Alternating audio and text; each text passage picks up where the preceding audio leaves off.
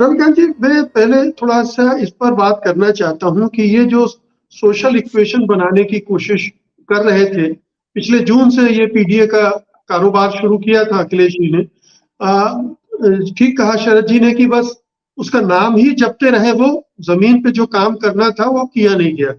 लेकिन जो राजनीतिक परिस्थिति वहां निर्मित हो रही है, जिसमें मुसलमानों के पास और कोई विकल्प नहीं है, दूसरा मायावती से दलितों का मोह भंग, क्या उसका एक सेक्शन इधर आ सकता है?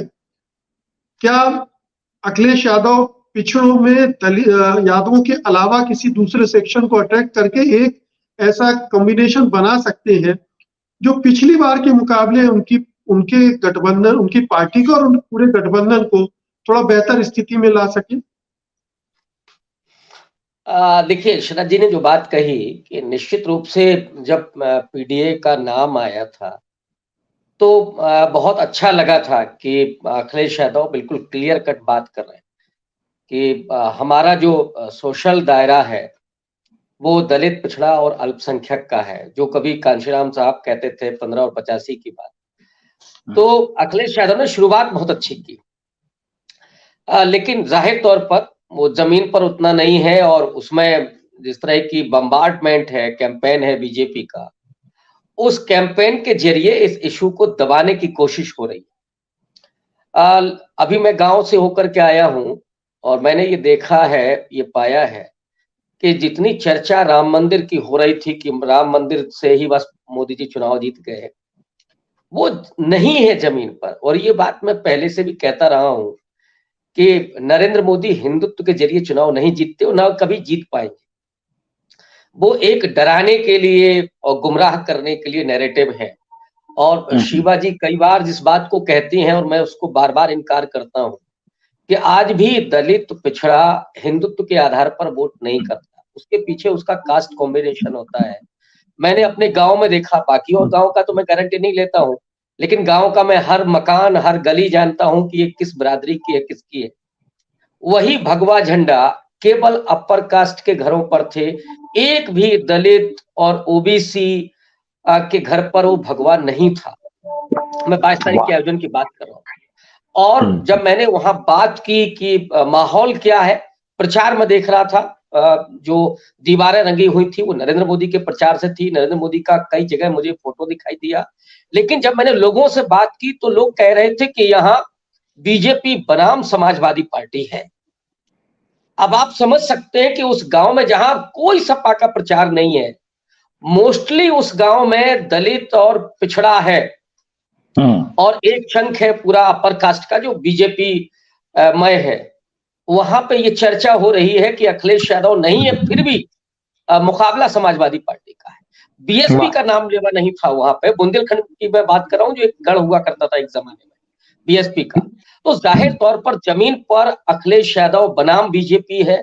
कांग्रेस की भी बात हो रही है, राहुल गांधी की भारत जोड़ो न्याय यात्रा की बात हो रही है, जबकि उनका कोई संगठन नहीं है, कोई कार्यकर्ता नहीं है, लेकिन लोग खास करके जो गोदी मीडिया से अलग जो चैनल्स हैं वो जो थोड़ा बहुत दिखा रहे हैं उस यात्रा को, उसकी झलक और उसका प्रभाव वहां जा रहा है।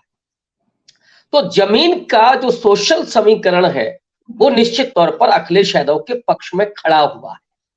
लेकिन समस्या वहीं आती है कि आपने बात अच्छी की और आप मुद्दे की बात कर रहे हैं, लेकिन उन जगहों पर नहीं पहुंच रहे।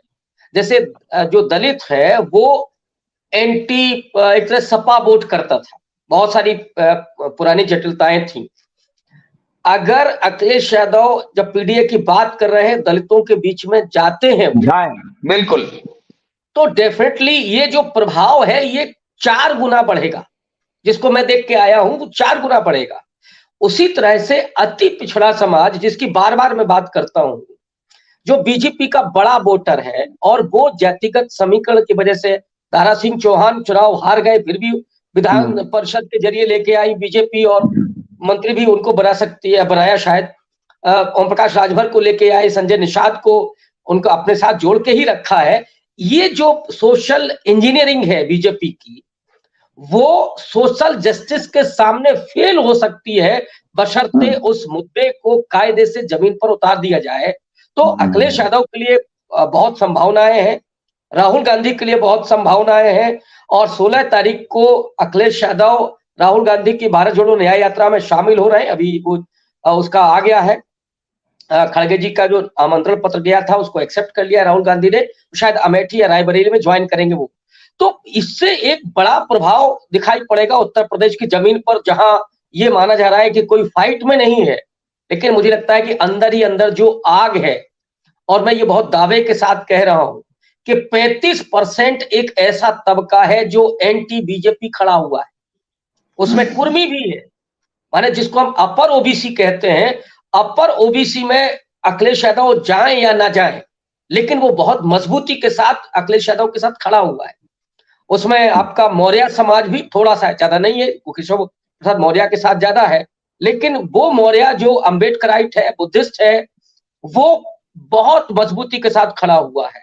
उसी तरह से और जो यादव तो पूरा ही है, अल्पसंख्यक तबका निश्चित रूप से उसी दलित और उसी पिछड़े के साथ खड़ा हुआ है, हमेशा से खड़ा रहा।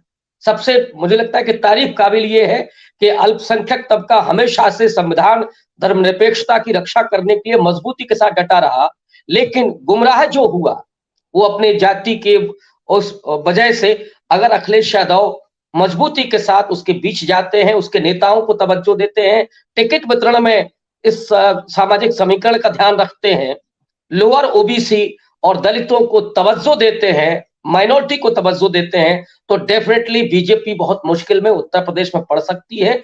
ये स्थितियां मैंने खुद देखी हैं। सत्य हिंदी का ऐप डाउनलोड करें गूगल प्ले स्टोर पर।